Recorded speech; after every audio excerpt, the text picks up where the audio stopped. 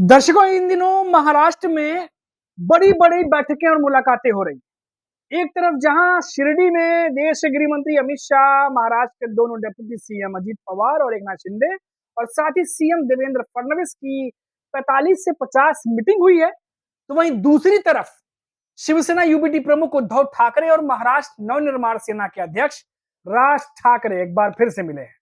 जी हाँ दोस्तों, ये लगातार मीटिंगें चल रही हैं आजकल। और आपको बता दें कि राज ठाकरे उद्धव ठाकरे की यह मुलाकात निजी समारोह में हुई। इस मुलाकात के बाद इस बात की चर्चा हो गई है कि क्या दोनों भाई मिलकर निकाय चुनाव लड़ेंगे। दोनों तरफ बताते हैं कि क्या क्या खबरें आ रही हैं। 45 मिनट वाली मीटिंग में भी क्या बातें हो रही हैं। देश के गृह मंत्री अमित शाह के साथ जो तीनों प्रमुख नेता मायावती के बैठे हैं 45 से 50 मिनट, क्या अपडेट है। और साथ ही साथ दोनों चचेरे भाइयों की इस बैठक के बाद क्या निकलकर सामने आ। आपको बता दें दोस्तों कि दोनों चचेरे भाई यानी शिवसेना यूबीटी के सांसद जो संजय राउत हैं, उन्होंने उनके पोते का नामकरण समारोह में मिले थे।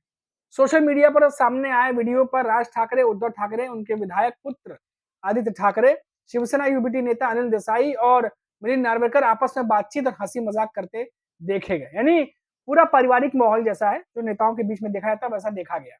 आपको बता दें कि जुलाई में आयोजित विजय रैली के बाद से उद्धव और राज ठाकरे के बीच मुलाकातों का सिलसिला काफी ज्यादा बढ़ गया है। ये रैली महाराष्ट्र सरकार द्वारा पहली से 5वीं कक्षा के जो छात्र हैं, उनके लिए 3 भाषा फॉर्मूले को वापस लेने के फैसले का जश्न मनाने के लिए आयोजित किया गया था विजय रैली, जहां उद्धव ठाकरे, राज ठाकरे साथ नजर आए थे। उस समय फडणवीस सरकार पर मराठी भाषी राज्य में हिंदी थोपने के आरोप लगे थे। अब दोनों जो चचेरे भाई हैं वो साथ-साथ नजर आते हैं दर्शकों, क्योंकि लगातार राज ठाकरे मातोश्री जाने लगे हैं, वहीं उद्धव ठाकरे भी शिव तीर्थ जो है जाकर के राज ठाकरे से मुलाकात करने लगे हैं। बताया जा रहा है कि पिछले 1 महीने में कम से कम ये 5वीं बार है जब दोनों भाइयों के बीच में मुलाकात हुई। पिछले महीने उद्धव ठाकरे ने दादर में स्थित मनसे प्रमुख राज ठाकरे के आवास शिव तीर्थ जाकर उनकी मां कुंदा और मौसी से मुलाकात की थी। उद्धव इससे पहले अगस्त में गणेश उत्सव के अवसर पर भी शिव तीर्थ गए थे। जुलाई के अंत में राज ठाकरे मुंबई के बांद्रा स्थित मातोश्री पहुंचे थे, जहां उन्होंने उद्धव ठाकरे को जन्मदिन की बधाई दी थी। राज ठाकरे ने, आपको बता दें दर्शकों, क्योंकि ये ऐतिहासिक इसीलिए होता जा रहा है क्योंकि राज ठाकरे ने 2005 में अविभाजित शिवसेना छोड़ी थी और इसके लिए उन्होंने उद्धव ठाकरे को जिम्मेदार ठहराया था। हालांकि 2024 के विधानसभा चुनाव में दोनों पार्टियां हैं, उनको हार मिली थी। अब रिश्तों में सुधार के संकेत दिखाई दे रहे हैं। बड़ा और अहम सवाल यह है कि अगर उद्धव और राज मिलकर चुनाव लड़े तो क्या इससे बीजेपी को बीएमसी के चुनाव में कोई बड़ी चुनौती मिलेगी? सबसे बड़ा सवाल। शिवसेना यूबीटी और मनसे ने आगामी स्थानीय निकाय चुनाव, खासकर बीएमसी चुनाव के लिए गठबंधन के संकेत दिए हैं, लेकिन औपचारिक घोषणा अभी नहीं की गई है। शिवसेना यूबीटी और कांग्रेस और शरद पवार के नेतृत्व वाली एनसीपी पहले से ही विपक्षी गठबंधन महाविकास अघाड़ी का हिस्सा है। अगस्त में जो तमाम जो खबरें आई, एक दूसरे के घर आना जाना और ये तमाम बातें जो मैं आपको बता रहा हूँ, इससे कहा जा रहा है कि और ज्यादा घनिष्ठता और करीबियां आ गई हैं।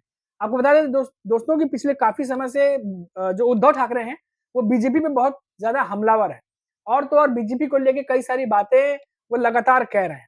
लगातार आपने देखा कि मराठवाड़ा जो इलाके हैं, जो बाढ़ आया जहां पर, वहां आपने देखा होगा किस तरीके से लोग बेहाल हैं। सरकार से अपील कर रहे हैं उद्धव ठाकरे और लगातार अलग अलग मुद्दों पर बीजेपी पर हमलावर है। अभी उन्होंने ताजा हमला किया है। उन्होंने कहा है कि महाराष्ट्र की बहनें अब लाडली नहीं रही। बिहार में महिलाओं को कैश ट्रांसफर स्कीम चलाई जा रही है, वहां कैश पैसे बांटे जा रहे हैं। हाँ, पैसे पे पैसे दिए जा रहे हैं, लेकिन महाराष्ट्र में जो है अब लाडली बहनों की चिंता शायद नहीं है। और सवाल उठाए, क्या सवाल उठाए वो भी सुन लीजिएगा।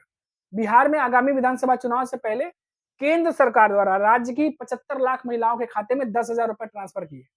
इसको लेकर के महाराष्ट्र के पूर्व सीएम और शिवसेना यूबीटी प्रमुख उद्धव ठाकरे ने सवाल खड़े किए।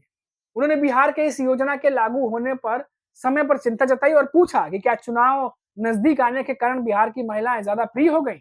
एएनआई के मुताबिक, जो न्यूज एजेंसी है, उद्धव ठाकरे ने कहा कि बिहार में अभी चुनाव घोषित नहीं हुए हैं, फिर भी प्रधानमंत्री मोदी ने 75 लाख महिलाओं को सीधे उनके खाते में 10,000 रुपए दे दिए। तो क्या अब बिहार की महिला ज्यादा प्यारी हो गई हैं?